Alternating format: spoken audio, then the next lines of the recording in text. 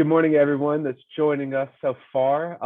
We are going to give people just a few more minutes to get logged on and get set up. So we'll get started at 11:02, but we are also live on Facebook. So if that works better for you, I hope you'll find us there. Thank you. See you in just a minute.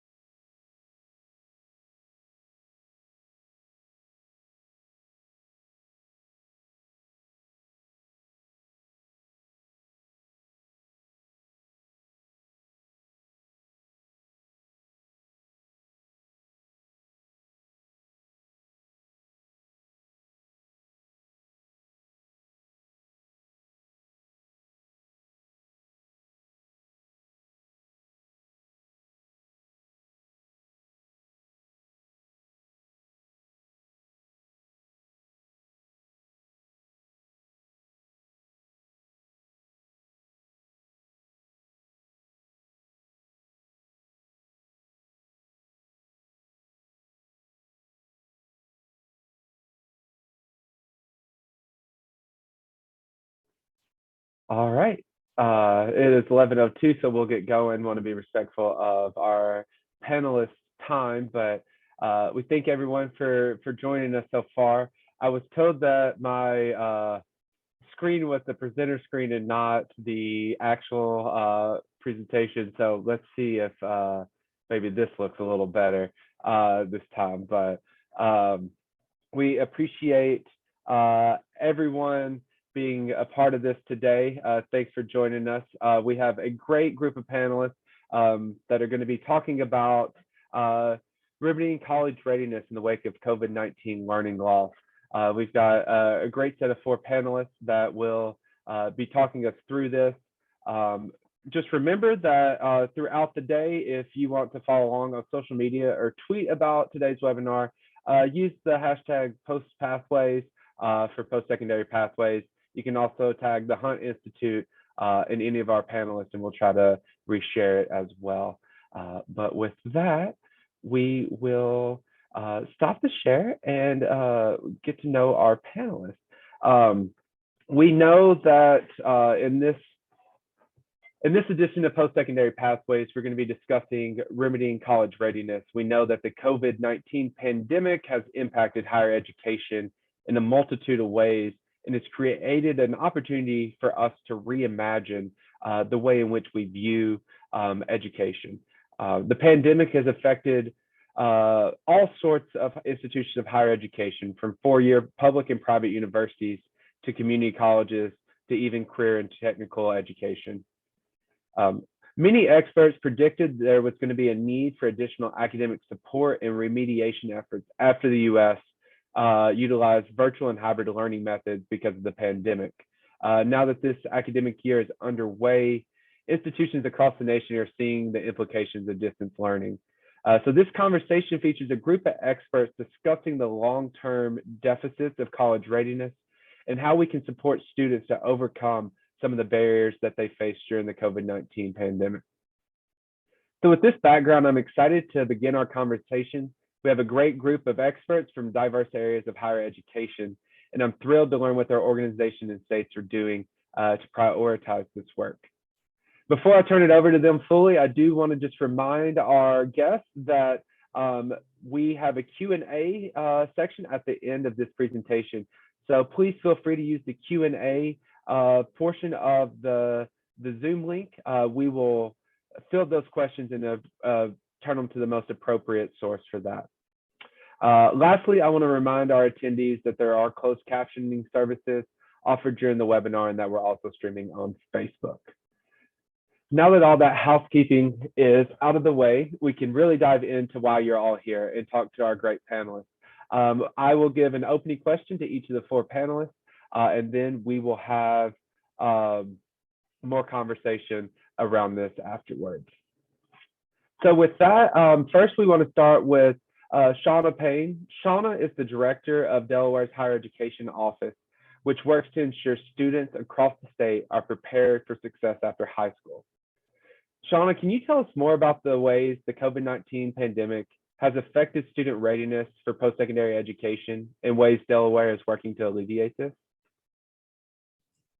Hello, everyone. Good morning. And I'm just going to give the preemptive notice that I am in quarantine with a 1-year-old. He's sleeping right now, but if I go off camera, it's to go grab him.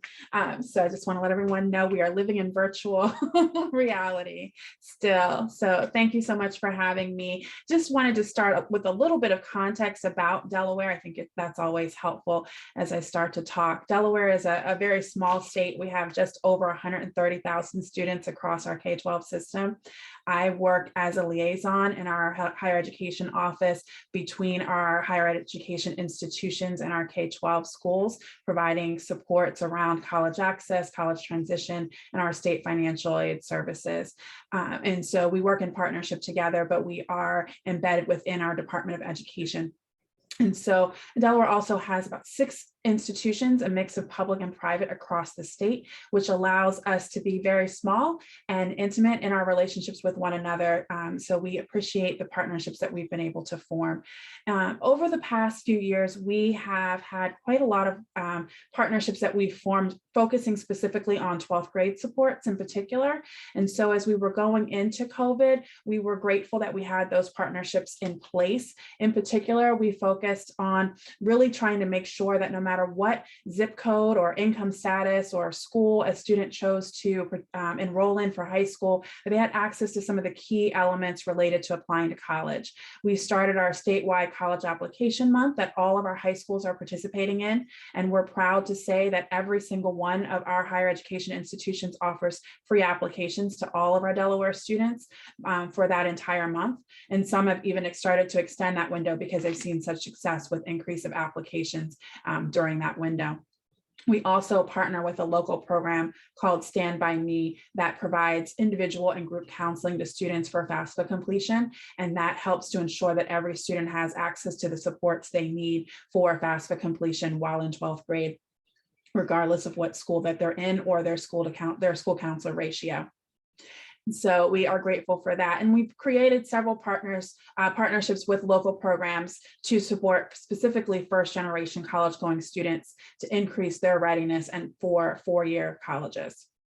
And so all of this work has been about leveling the playing field, and all of that began before COVID started. And so we saw the impact as we transitioned to the online world. And so students' access to these programs and these supports became far more limited, and their ability, in particular for students of color, students who did not have the internet access in our rural communities or in our urban communities, their ability to switch to the virtual platforms became more challenging. And we heard a number of students indicating that they weren't able to tap into these supports in the same way.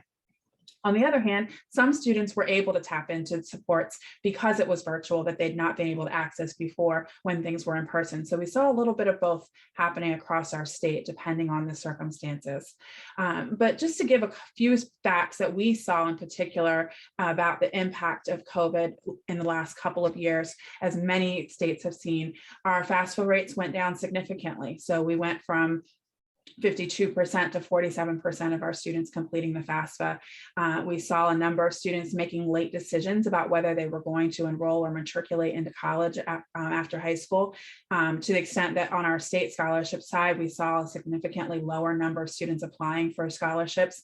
And our deadline is on the later side as it is, but even with that, we saw a lower number of students applying, to the point where we had such a large amount of leftover funds, we ended up transitioning it to an emergency scholarship fund to support students who were not able to access financial aid because they enrolled later or decided to defer their enrollment.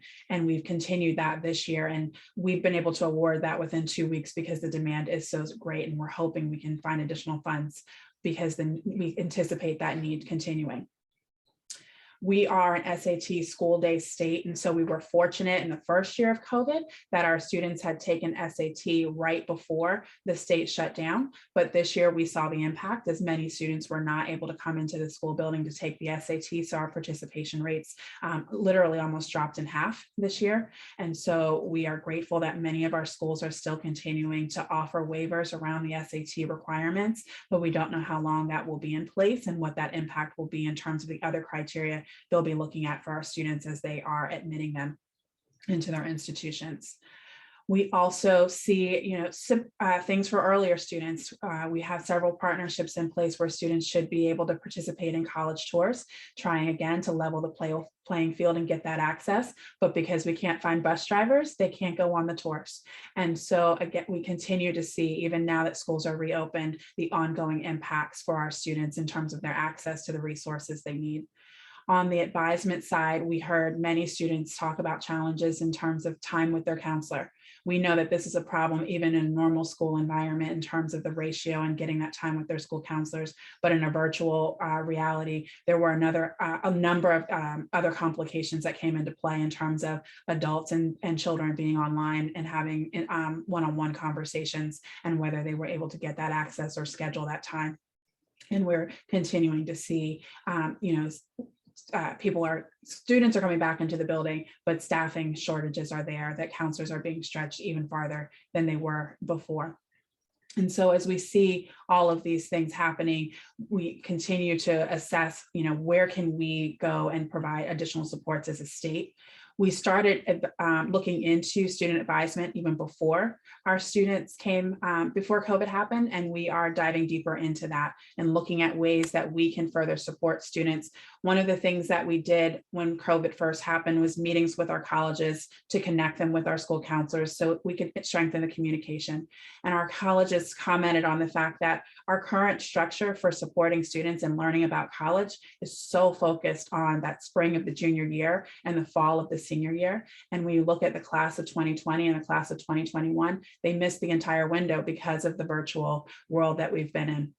And so these students didn't have the opportunity to visit campuses. They didn't have the opportunity to have those conversations with admissions officers. And so they are, if they were lacking confidence about their decision and their next steps, now they are stuck in a space where they don't have that information or the supports that they need. And so how do we transition our system so that it's not so dependent on this very small window of time for students to learn about their next steps after high school? And that falls right in line with our work around supporting the advisement and how we can start to look at that transition for students into high school, through high school, and out of high school, so that there are supports all along the way. We don't expect students to learn their algebra concept in one moment, and so we shouldn't expect them to learn how to prepare for their next steps after high school in one moment. And so we've been looking at ways that we can do that. At the same time, we've also been looking at how do we do a better job of engaging students in those conversations. And so one of the things that I am most proud of is our Delaware Student Success Ambassadors program that we just launched this year. It's a paid internship for high school seniors and recent high school graduates to be able to join our team, to be able to talk to us about what are the issues within our system and how can we do a better job of supporting them and meeting them where they are to engage them in these conversations and expose them to the opportunities that they need. So we are really excited to have their voices at the table as part of examining the problem and defining the solutions to solve the challenges. And I think that will go a long way to seeing improvements. The last thing that I'll speak about that we've been looking at is on the financial aid side around student debt. We started to see the trend of students focusing on debt and loans playing an issue in terms of how they were making decisions about where they enroll in school before COVID, but it was amplified substantially in COVID. We now see students who are turning down programs that we have that are loan forgiveness programs because they don't want the debt And we see students making choices to either delay or go to school part-time because they don't want to have to take on additional debt to go to school. And so what we are looking at is how can we, as a state, redesign our state financial aid system so that it's not loan-based, but scholarship-based. And so that will take some work and some building some political will, but we think that it's really critical because we know that the debt impacts students of color and first-generation college-going students and students from low-income households the most. And when we look at our state in particular compared to other states, we believe that our student debt ratio is significantly higher, and we want to be part of the solution to solve that. So lots of things happening here in Delaware. I hope that provides a little bit of context of our work, and I look forward to having this conversation today. Great. Thank you, Shauna. I think there's real interest in understanding the difference between, what are these things that help be good predictors of going to college, like filling out the FAFSA, these free applications to college, and coupled with all the different things that the COVID pandemic have thrown on top of people. And so how do we continue to encourage people to do the things like filling out the FAFSA, submitting those applications early on that really start to move the needle? So thank you for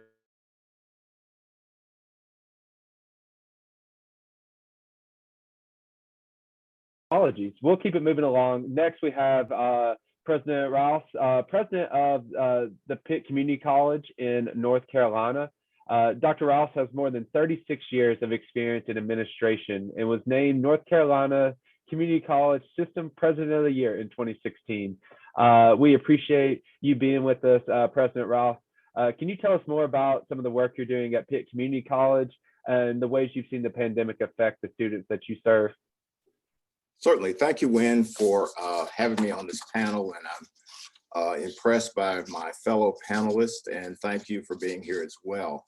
When we look at Pitt Community College, I'll just give you a little background. We're located in eastern North Carolina in the town of Winterville, which is bordering Greenville, North Carolina, which is a college town. We have East Carolina University here. We're number 6 out of 58 institutions, 6 in size, 6 largest. We serve an urban population here, but we're surrounded by rural counties as well. So we have a very diverse mixture of students that come to Pitt Community College, and we serve a very large hospital system. So we have major medical programs that we serve, as well as technical and transfer programs. So we know that the COVID really impacted the public schools here. They shut down and were delivering instruction remotely. And this was something that was pretty new for those students. They had not experienced that, whereas our college students had been doing online courses, remote courses previously. So they were better equipped to handle the transition to remote.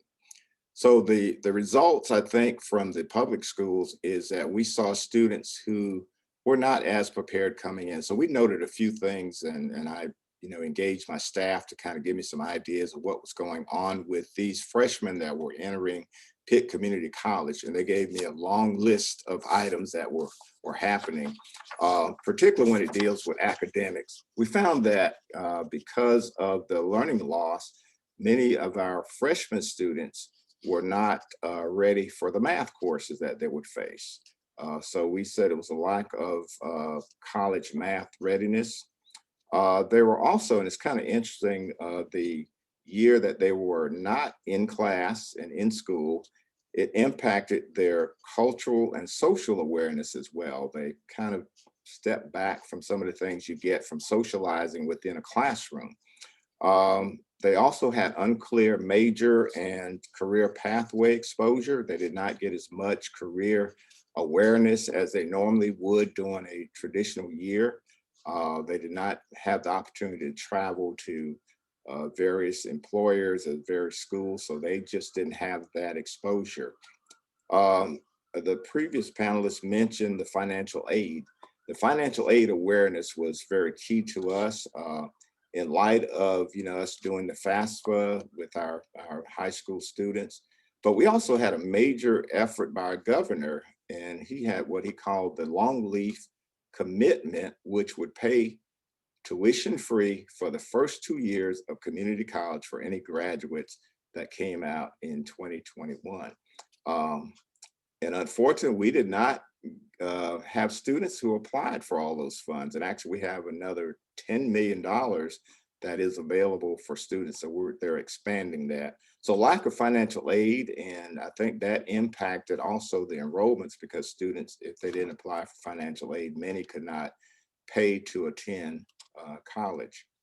Also, there's a difficulty in understanding and applying the college student role.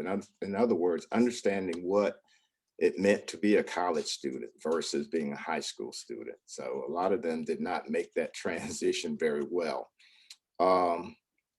And also, for some reason, they had issue assessing our portal and also campus technology. We assumed that students really know how to work technology, but we found that it was not computer-based, but more or less on their phones and tablets. So when it came down to really using a computer to access some of these portals to do your work, they did have some issues with that.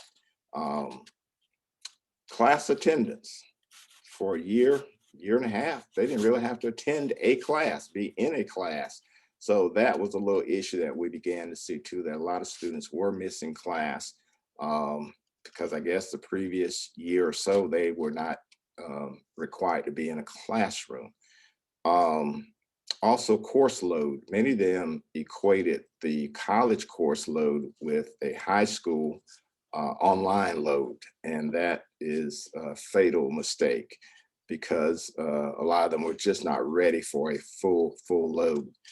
And also we found that English 111 was the most failed or dropped course for high schools in 2020 and 2021. So it showed that they really were missing a lot of the academic preparation in order to come to college.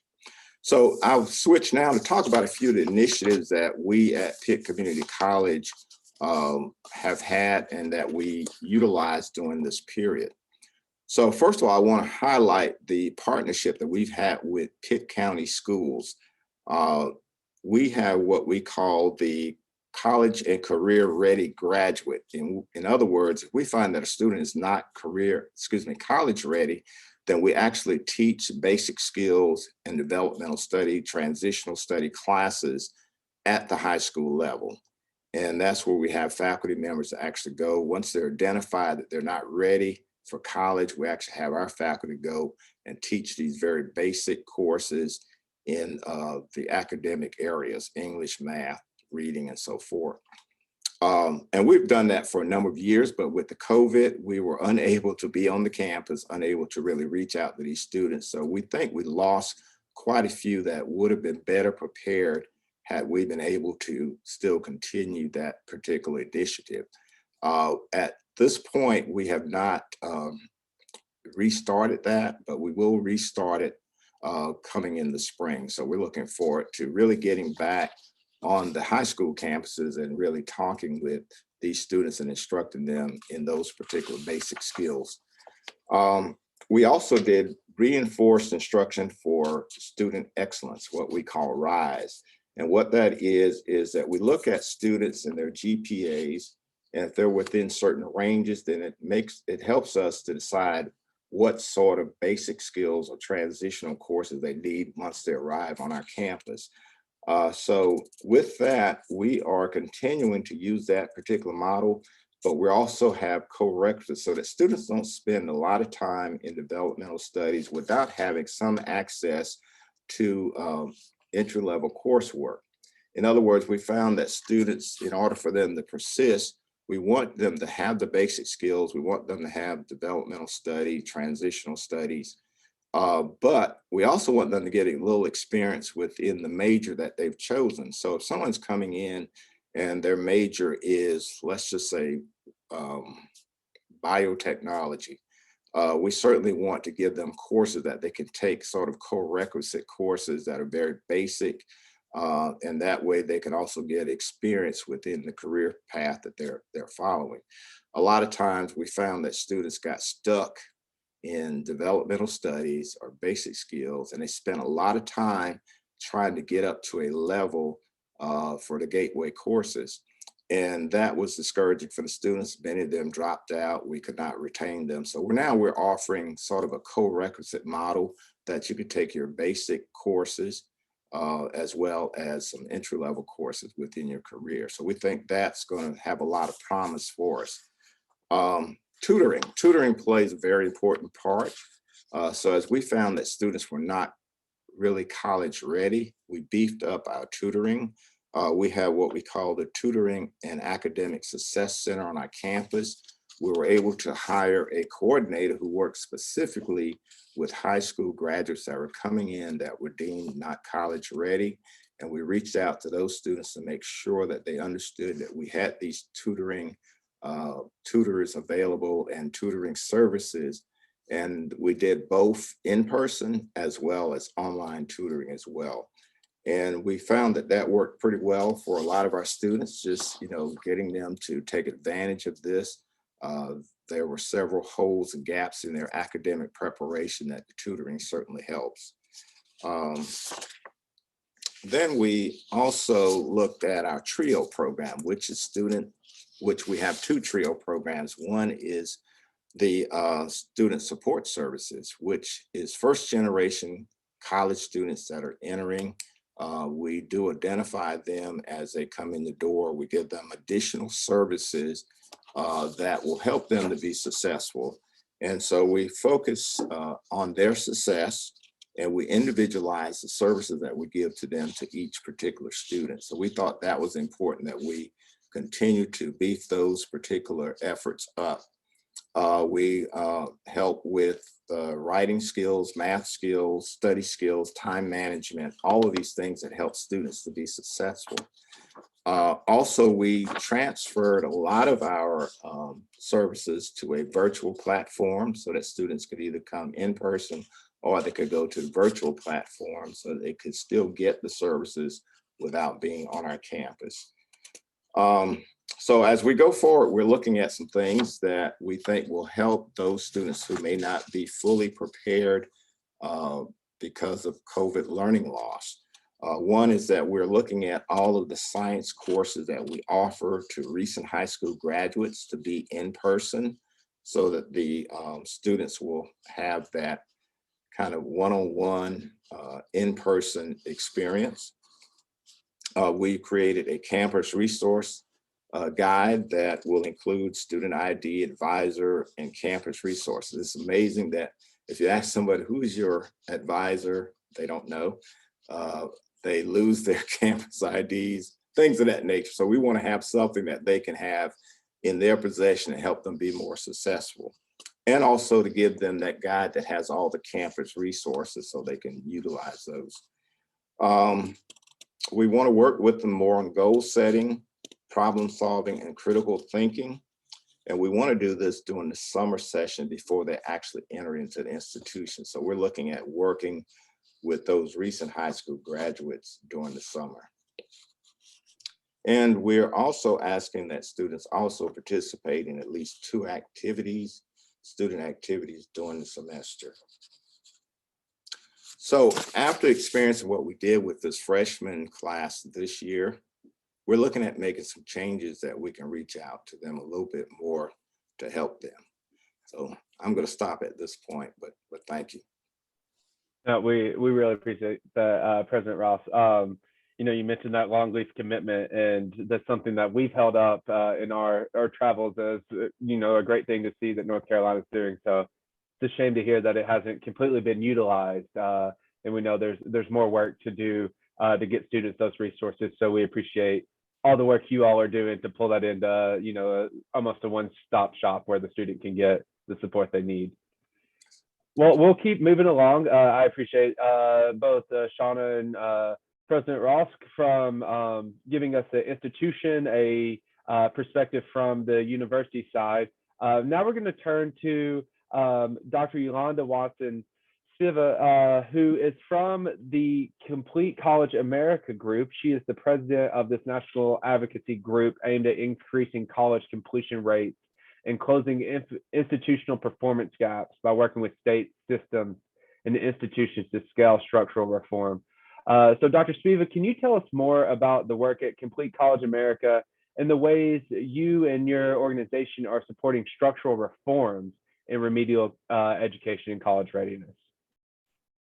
Sure, absolutely. Thank you so much, first of all, for having me, and thank you to this august group of colleagues on the panel. Complete College America is a 48-member alliance of state systems and consortia of institutions. And so we work through the states on behalf of institutions and really on behalf of students to make sure that institutions are institutions are student ready. We've talked a lot about students being college ready. We also want to make sure that any institution that a student endeavors to obtain a degree or credential from is also ready for them, and they have all of the requisite supports and resources in order to help that student to be successful. We know that American dreams are really fueled by college degrees. And so when we think about this as a national organization who's looking to really increase the number of students writ large who complete degrees, but also those particularly from first generation, low income, low socioeconomic status, rural environments, and historically marginalized students in general, we know that their dream for college completion typically is in question. And that's because our success rates have been stagnant in terms of student success. There's growing debt, as has been mentioned already. And of course, we're seeing declining career outcomes. And so we at CCA really believe that we can either reflect the racial, social, and economic injustices of society, or we can be an engine of equity, prosperity, and hope. And so what we're building at CCA is a new system that restores the promise of higher education, working with state systems like the Delaware system, working with institutions like President Rouse's College and other partners across the nation in order to make that dream come true. We believe our approach is around systems change. And so that's about reshaping the forces that shape college outcomes. And so in our work, we align three things that we believe are central to our approach, which are policy, perspective, and practice. And we understand that those three things work together to create more effective and equitable systems. And so from our perspective, policy accelerates change and helps to remove barriers. And that's at the institutional level as well as the state level. Perspective challenges assumptions, and it also changes mindsets. And then practice is really around rebuilding institutions around the student experience. And so that's what we mean when we say about making institutions student ready.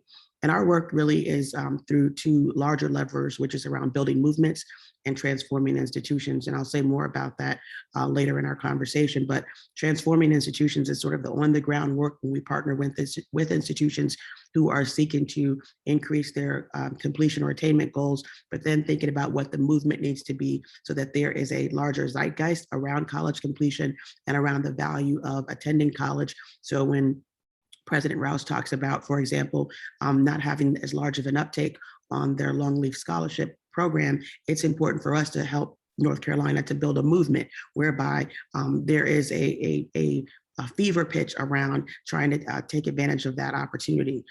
We work with industry and workforce leaders, system leaders, state policymakers, community advocates and supporters, faculty and campus staff, as well as institutional leaders as we endeavor to do our work.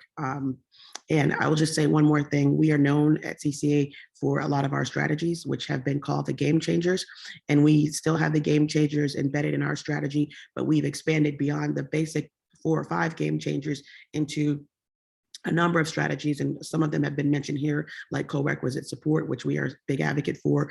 And I'll say more about that later, but I'll just say this, in terms of our strategies, in a broader sense, we design the college experience around students, and we have 4 pillars that we call them that embed those strategies are embedded within, and that's purpose, momentum, structure, and support. And so with purpose, we're talking about aligning the college experience to each student's goals for the future. Momentum, which is about designing multiple avenues for students to get started, earn credits faster, and stay on track to graduate. And then structure, building of course roadmaps that make the path to a degree or a valuable workplace credential more clear. and then having guardrails around making sure that they can have a straight line toward that degree as opposed to the sort of meandering path that most students will take. And lastly, support, which is about addressing student needs and removing barriers to academic success. So those 4 pillars combined with our policy perspective and practice really embody our way of work and our strategy and our approach. And I can say more when you get back to me. Thank you again for having me on the panel. We really appreciate it. Thanks for sharing that. In particular, I wrote it down, what you said about the engine of equity, prosperity, and hope. That really stuck with me. So we appreciate all the work you're doing, and I also shifting that deficit mindset to make sure that our institutions are ready for our students, and the ownership is not just on the students. So I really appreciate all the work Complete College America is doing. Great. Let's bring our last, but certainly not least, panelist into this conversation. Emily Warren is a senior project manager at Strong Start to Finish, a nonprofit advocacy and research organization working to reform developmental education and higher education systems. But I think in particular, what I'm excited to hear from you, Emily, particularly as we've mentioned it throughout, is that the first year student struggles. And I know that Strong Start to Finish really works with these first year students. So can you tell us a little more about Strong Start to Finish and highlight some of the practices that have been successful in improving first year student success? Absolutely. I want to thank you for including me in this panel. It's been a pleasure, and happy to talk a little bit more about Strong Start to Finish. So we're a network of higher education system leaders, technical assistance providers, and researchers. And in my role, I work with 13 state systems of higher education, including Georgia, Ohio, Tennessee, California, Arkansas, New York, and others, to support students who have been underserved gain access to and complete gateway math and English courses connected with a program of study in their first year of college. So in particular, we focus on Black, Brown, Indigenous, Asian American, students with low incomes, and returning adults. We provide grant funding to those systems to scale developmental education reforms. We share research and implementation best practices, along with connecting systems and institutions with service providers. And we also form a collaborative so that higher education leaders and faculty can share and learn from one another. You know, some of the successful practices that we've seen have been talked about by other panelists, including changes to institutional placement policies and curricular changes that are supporting faculty teaching prerequisites. One of the issues that has resulted from using tests like AccuPlacer or ACT is the high rate of placement of students into remedial courses rather than into credit-bearing gateway courses. And unfortunately, we know that these exams are not good predictors of student success. So for instance, using an alternative like a multiple measures approach, which takes into consideration high school grades, student attitudes and surveys, employment histories, interviews, et cetera, to help place students directly into gateway courses. And this practice gives more students access to credit-bearing math and English courses, particularly student populations like those that Strong Start to Finish has focused on. Another practice that has been successful, we've already talked about, is moving from standalone developmental or remedial courses to that co-requisite practice. So we've helped institutions and systems scale that co-requisite model. A co-requisite is a credit-bearing course that's paired specifically with a support course that is taken simultaneously and aligns with the course curriculum of that gateway course. So this allows for students to complete math and English general requirements in 1 year rather than taking multiple developmental education courses before reaching that credit-bearing course. And finally, some of the states that we're working with are also addressing those teaching practices in the classroom. So we've focused on some structural changes, but also looking at that faculty support. Offering training for faculty and teaching co-requisites. That's been underway since prior to COVID, but has really taken off during COVID and now. Encouraging workshops on faculty mindset to help students and to help faculty focus on building community in the classroom. And in this way, they're moving beyond sort of course content, merely focusing on the content and thinking about students in a more asset-based perspective that supports student learning. Great. Thank you for that, Emily. I really appreciate it.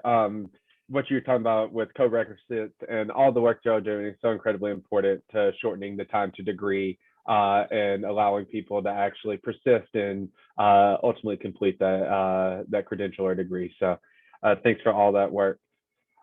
Just a reminder for our audience that we do have a Q&A section, so please feel free to submit any questions you might have.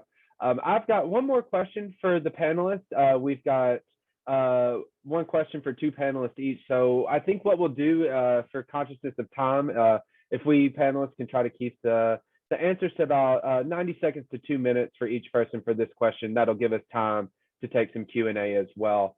But I want to come back to President Rouse and Shauna. Particularly, you both work with institutions of higher education, and you've both seen success in some of these college readiness programs.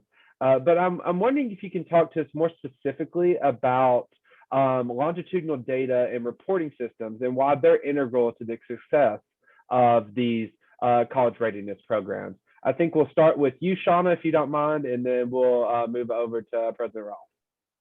Absolutely. So from a data perspective, our work around supporting remediation really started with the data. We were able to form partnerships with a data sharing agreement with each of our higher education institutions so that we could get the data to know where our students were starting once they enrolled in school. And it gave us real insight to show that at that time, 50% of our students were being placed in at least one developmental course in our institutions. And so that started our work in looking at how could we examine that issue. And we were inspired by Tennessee's SAILS program, where they formed the partnership to provide support to students in high school so that they would not need the remedial courses in college. And so we created our own version of that here in Delaware. First, we started on the math side and later added an English course where students could take an actual course in high school, get the credit for it, and the colleges agreed if they performed at a certain level, they would not need to be placed in remediation.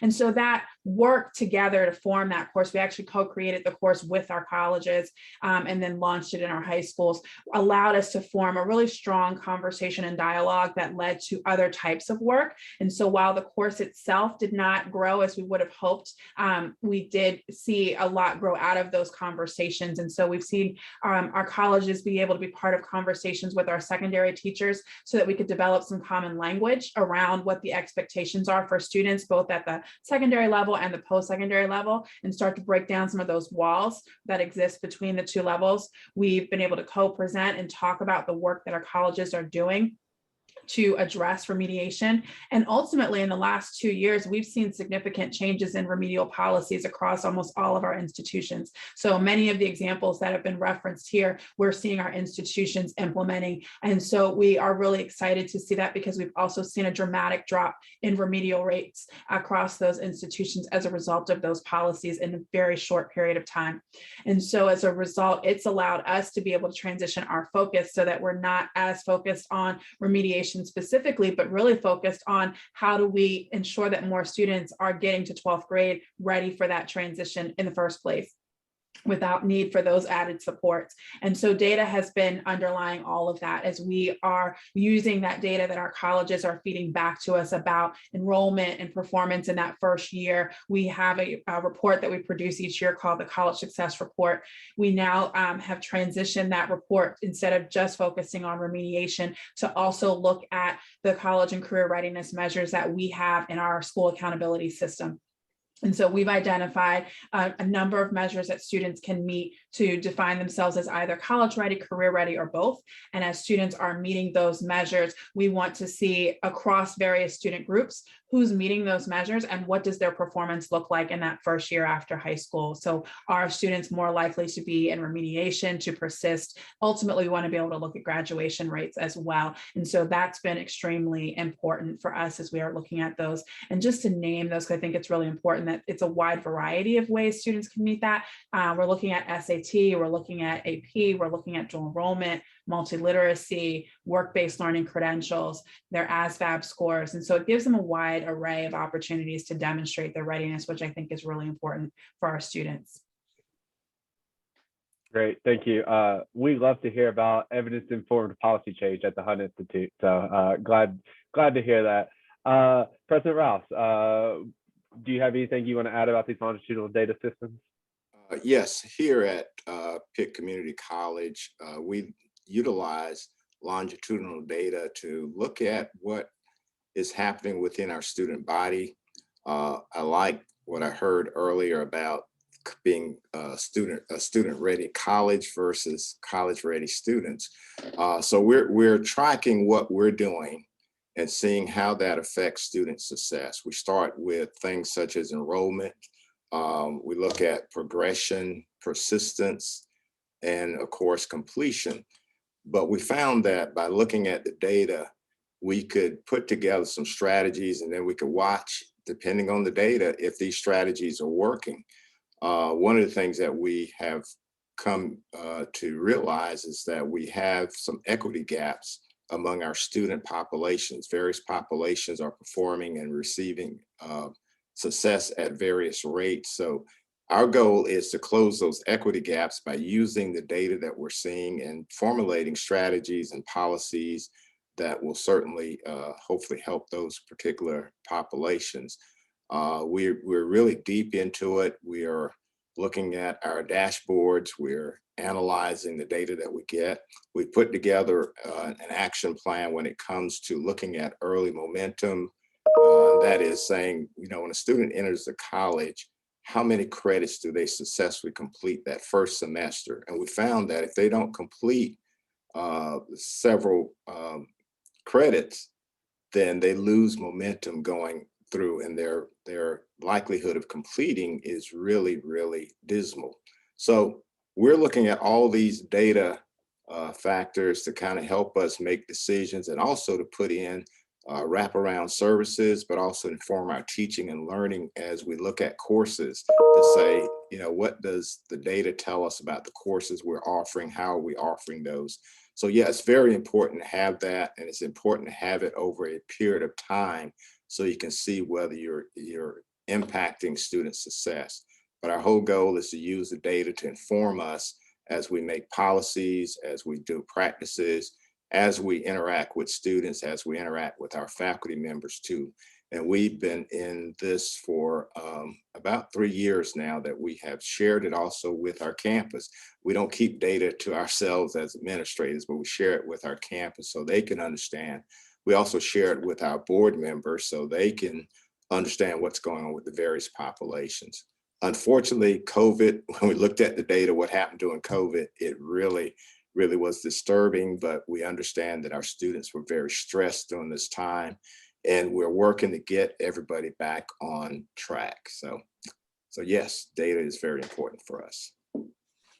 Thank you for that. And we totally understand the issues with collecting some of that data during COVID, and, you know, trying to make one-to-one comparisons when we know how different an academic year or years at this point make a difference in that. So we appreciate all the work you're doing at Pitt Community College.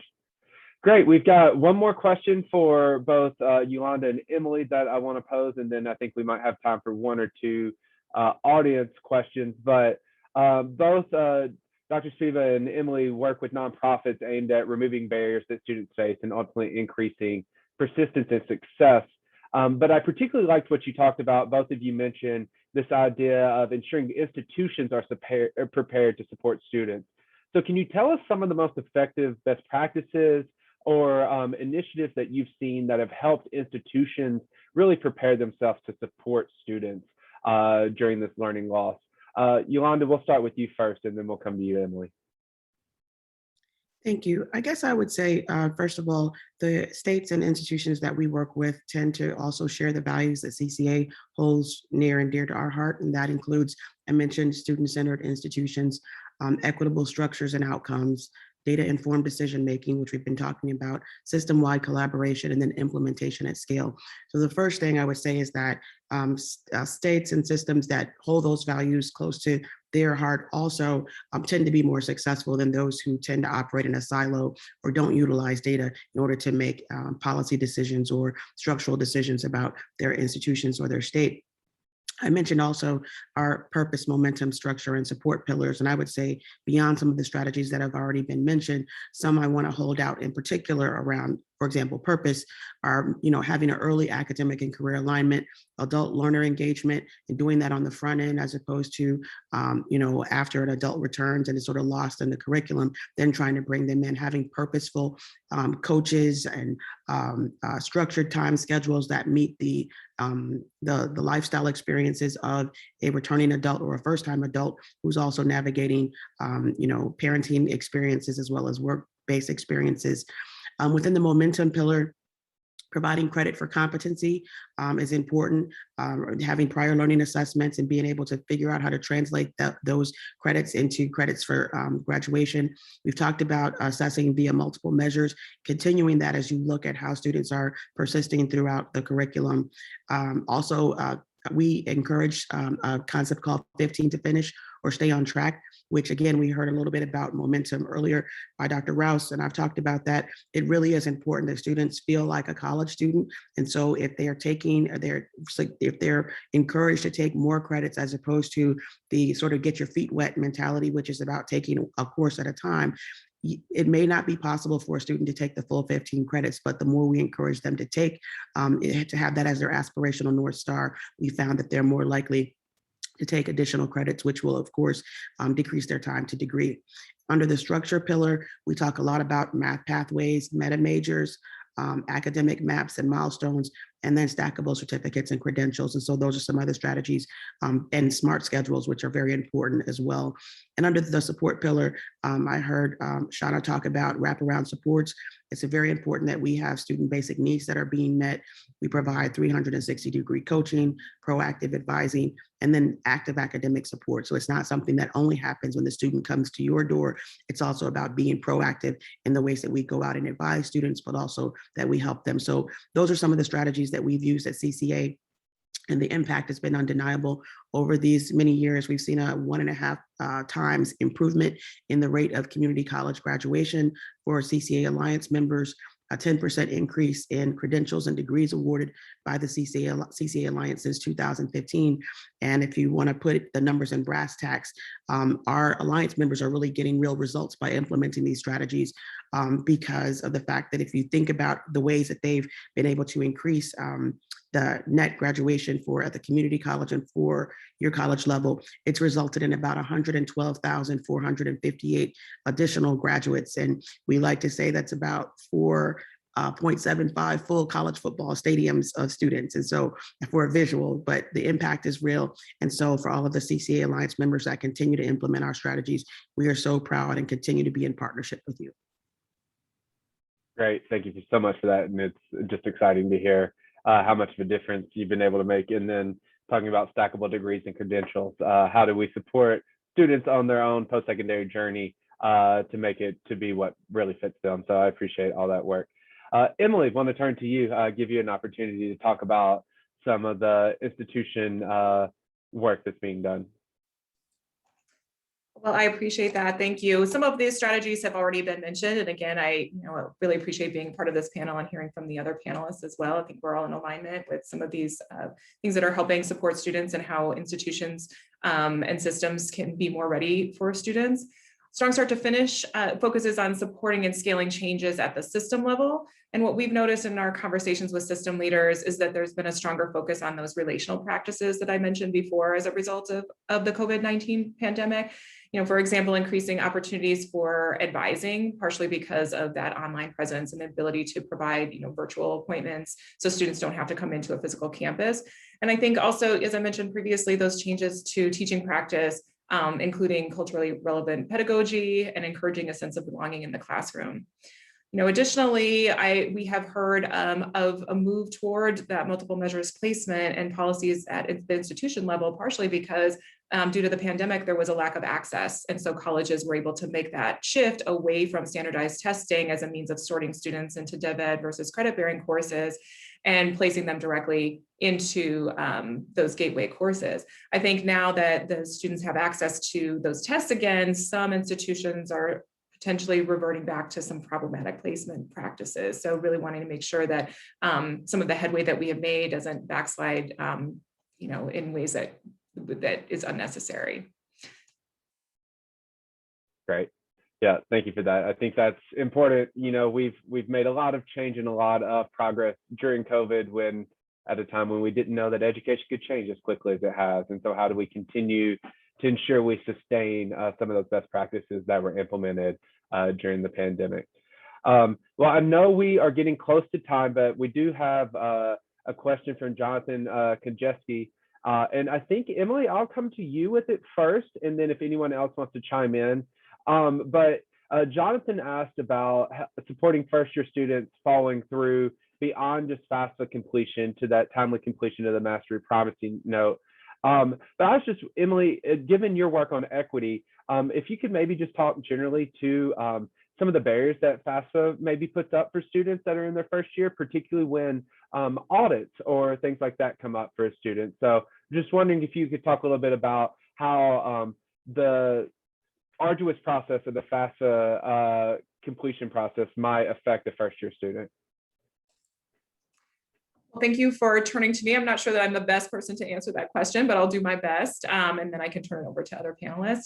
I think due to the potentially limited access to internet access or even access to computers, et cetera, I think is posed a barrier certainly under COVID. I would also make the case that the fact that some students may have not had any experience completing the form in the first place, they may be first year or first generation college students, not having the support from the high school counselors, et cetera, or not having access to that support might also be posing some barriers there. But again, I'll pass it over to some other panelists if they want to expand on that question. Sure, we appreciate it. President Rouse, I know you work a little bit with FAFSA completion. You mentioned that some. Is there anything you want to add to some of the barriers FAFSA provides? Yes. One of the things that we are concerned about is just the complex nature of the FAFSA. It's just a very complex document. And this is not anything new. It's been around for a while. And I think in some ways that the form itself poses a barrier for some families. So we're doing everything we can to do things like FAFSA days to help and assist in ensuring that individuals fill the FAFSA out. And then anything surrounding the FAFSA, we try to ensure that we provide support for students who need more information. So I think right now that's what we can do, but we're also advocating that they simplify the FAFSA, and there's probably no reason they can't do it, and just make it a more student-friendly document. Yeah, I appreciate that. And we know some of those changes to FAFSA simplification are hopefully coming down the pike, but still not completely there yet. So we'll keep pushing for those changes. I just want to give both Shauna and Yolanda a chance to talk maybe about FAFSA completion or any of the other barriers. So Dr. Spiegel, will come to you, and then we'll finish with Shauna for the day, if that works. I just wanted to mention, thank you, Wynn, that some states are also implementing their own sort of form, their state form, which pre-populate certain information based on, especially if students are in any of the public systems. So if students receive public services or if they are foster youth, then they try to simplify the completion part, but then they also have assigned coaches, whether they're at the high school level or in some of the student service agents, the social service agencies in the community to help students to complete. So I think when you have a connection between the institution, the high school or secondary school, and then some of the social service agencies, that's also another way so that you can have some of the information pre-populated, and then the attendance supports toward completing the master promissory note and getting the counseling for completion. That's right. Thank you so much for that. Shauna, do you want to close us out? Anything that you want to add about FAFSA work in Delaware or just in general that you want to make sure people end on? Yes, I think one of the things that we've seen primarily, as Dr. Rouse mentioned, is the form itself. The language is very complex language that students often have not encountered. And so while it may be a necessary question, their understanding of the question and how to answer it is often quite challenging. And then also we have a significant amount of students who are part of a migrant population. And so there's a level of fear as well in terms of if they're completing that form. And so trying to engage parents and families in these conversations, or getting access even to engage parents and families in these conversations to complete the form, is a significant barrier for many of our students. And often they are not able to get through that process because of these types of barriers. So I think it's, in addition to simplifying the form, recognizing that we're creating barriers for students simply through the process is really critical. Well, thank you for that. And just want to say, really appreciate the work that all four of you and your institutions and organizations are doing. We know coming out of the COVID-19 pandemic, it's still being in the pandemic, frankly, that not just learning loss, but missed learning that we're really working through. And so as we look towards the future, how do we continue to support students who have had schooling for the past, we're going on 3 years in the pandemic. And so not only that, changing cultures, changing environments are all making things unique for how students experience and understand college going and their college going experience. So we really appreciate you taking time out of your day to share with us. It's been incredibly informative. I just want to, before we close out, I want to let people know of what other events we have coming up at the Hunt Institute. So if you enjoyed our webinar today, I want you to know that we have a couple of more coming up in the next few days. We first have a homeroom with education leaders talking about school infrastructure. This is going to be a great conversation, particularly with all the money that has flowed into school systems and how to correctly use it with ARPA funds, with COVID relief funds. So excited about this conversation. We also have a race in education supporting the formation of ethnic racial identity in early childhood. And this will be another great conversation, a part of our race in early childhood series. My screen was zoomed in, so I apologize that it looked a little different. Hopefully this looks a little better for you. But last and certainly not least, on November 18th, our emerging priorities in education. We're going to be talking about the digital divide, lessons learned from the pandemic and long-term considerations, knowing that as we've moved discussions about education to online and offering of virtual classes and access, that there's a digital divide that we've got to overcome and build bridges across. So we'll have another great conversations there. As always, you can follow us at the Hunt Institute on Twitter to stay up to date with all of our work. And we're also on LinkedIn as well. But with that, I think we will close out our virtual event. Again, thank you to all our panelists for giving us your time, thoughts, and energy today. And we look forward to hearing from you again in all the work that you're going to continue to do. So thanks for joining us today. Thank you very much. It was a pleasure. Absolutely. I know. Have a good day. Thank you. Thank y'all.